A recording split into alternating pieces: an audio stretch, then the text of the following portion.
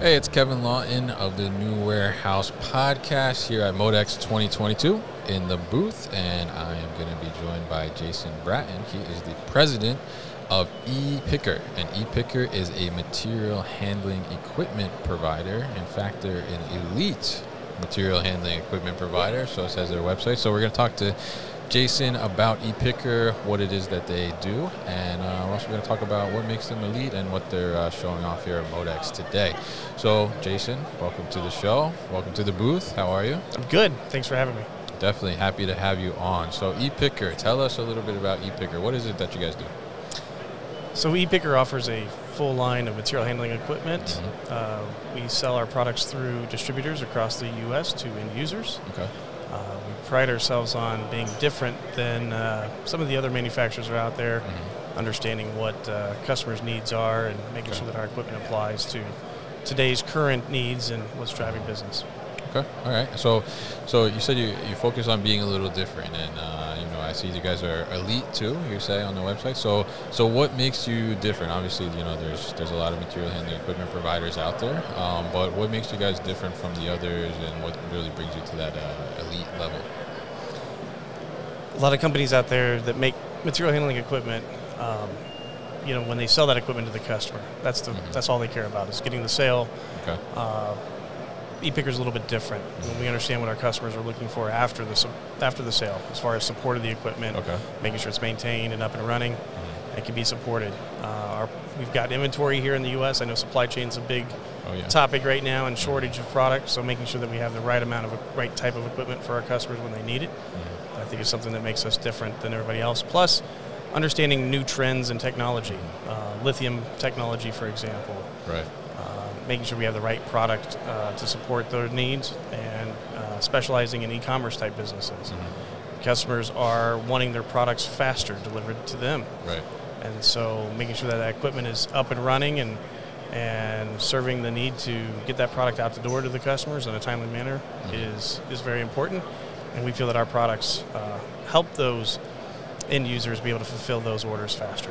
Okay. All right. Great. And so now, I mean, I think after the sale is a big part of what you mentioned there. I mean, it's definitely a really important thing, and you do see that a lot. Where, like you said, they're just pushing to get the sale. You get the sale, and you never hear from them again, or you hear from them when they think maybe you're ready to buy something else, right? So talk to us a little bit about that relationship for ePicker with the customer, and once that the sale is in place, and the equipment is brought in and is being used, how does that relationship look, and what really is kind of different about that aspect, and how do you kind of stay with the customer for the lifetime of that equipment?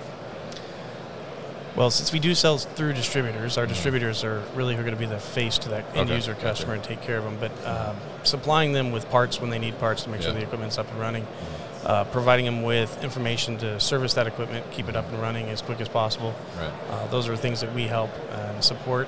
We also have some telemetry type technology that allows us to connect to the equipment, run diagnostics, and see what might be wrong with it before the technician actually ever arrives to fix it. Interesting.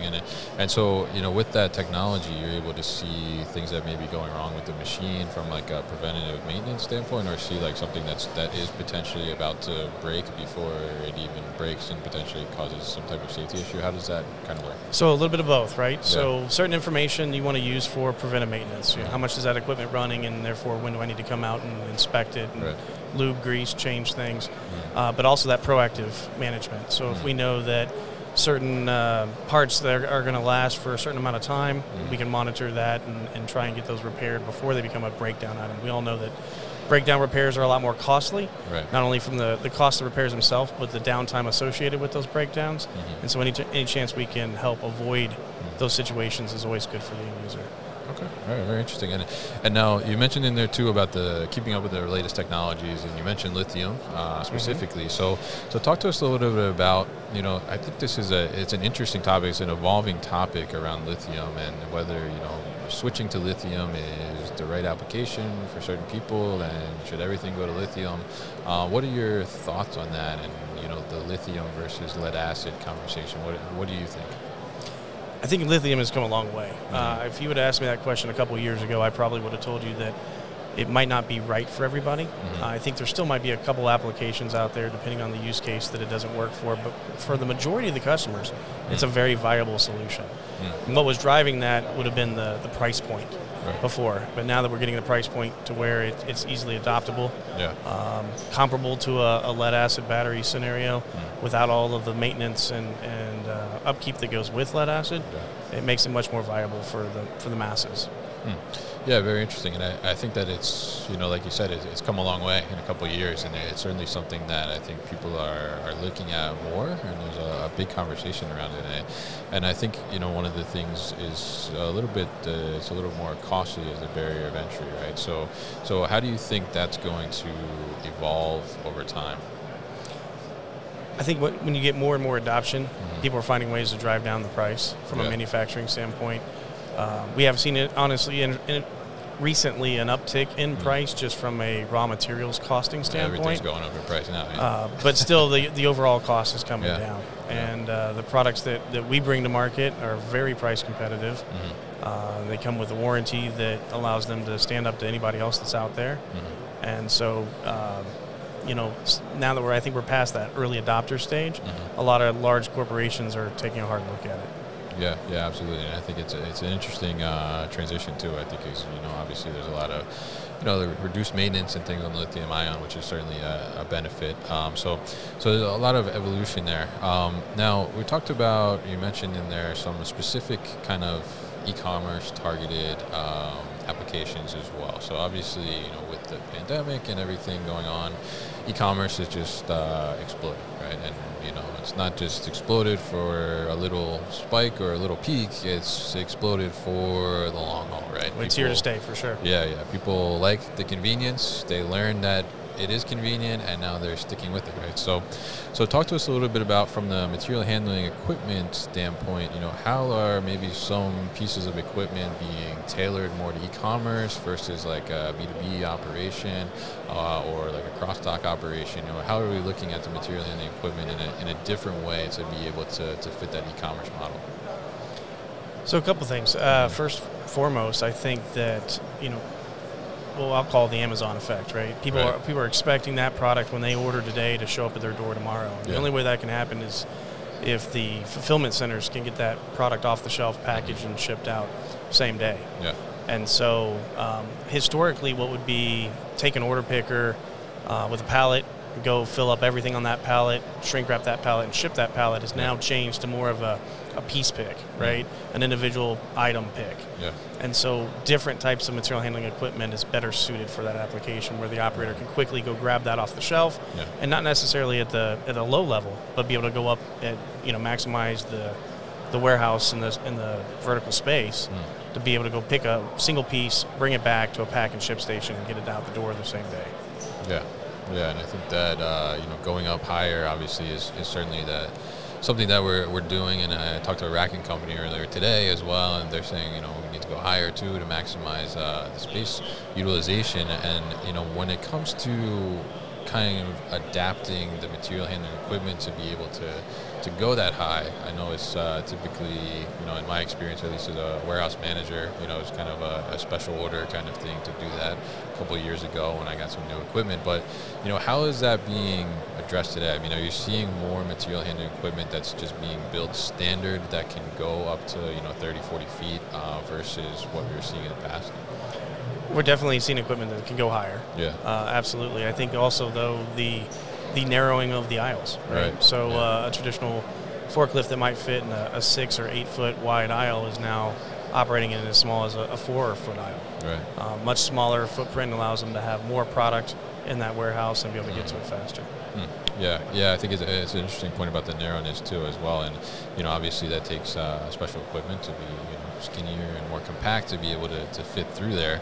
Now, what about in terms of, we look at material handling equipment, and obviously, we're here at MODEX, and there's tons of automation and robotics going on. So how do you feel about, some forklifts getting automated and becoming, operatorless, I guess, essentially? Do you think that, in the long term, from a operator-driven equipment perspective, do you think that there will always be a need for an operator to be on a forklift at some point in some aspect or some application of a warehouse? Well, we're really starting to see a change in that side of the business as well. And so a lot of the companies are coming out with autonomous type vehicles and removing the operator from the equation. And we're seeing more and more advancement on that side of the business. We've partnered with a company and are able to bring a product to market that is an autonomous pallet mover for right now. Okay. Moving products, manual pickup, but automation on the drop off. And so that's saving time and money for companies.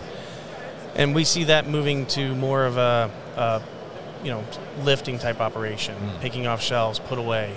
Right. And what's nice about some of this technology is that it involves, it's safe to operate. So whether people in the warehouse with the equipment operating at the same place, that's always been a major concern for a lot of companies. And we're seeing more and more safety items take place today that allows that equipment to operate around other users and not have any concern of the safety of their people in their buildings. Yeah, very interesting, and it's good to touch on the safety aspect as well. I mean, I think that's a huge thing, and obviously with material handling equipment, there's a lot of dangers that can happen too. So the fact that you guys are making sure that that safety aspect is there as well is a very good thing to think about. So very interesting stuff about ePicker. Now you're here at MODEX, so what are you guys showing at MODEX? We've got one of our lithium forklifts here that we brought. We've also got our autonomous pallet mover with our partnership with Anantech. And we're launching that product this year. Really excited about it. Some really nice new technology. And so far, the show's been great. We've got a lot of foot traffic. A lot of people are coming by and sharing their interest. Yeah, that's very good, and I think it's great to see how busy it is after 2 years of nothing, right? So absolutely, it's very good. So we'll definitely be by to check that out and get some pictures and videos and stuff like that, so we can share with people. But if people want to learn more about ePicker, how can they do that? Best way is probably go to our website right now, which is ePicker.com. We've got a lot of information about our products. We've got YouTube videos of the different products. Or they can always reach out to us, and we've got regional sales managers around the country that we can bring product out and demo it and show it firsthand as well. Okay, great, and we'll put all that information at thenewarehouse.com as well. So Jason, thank you so much for coming by the booth and talking to me here at the show. Thanks, Kevin. Appreciate it.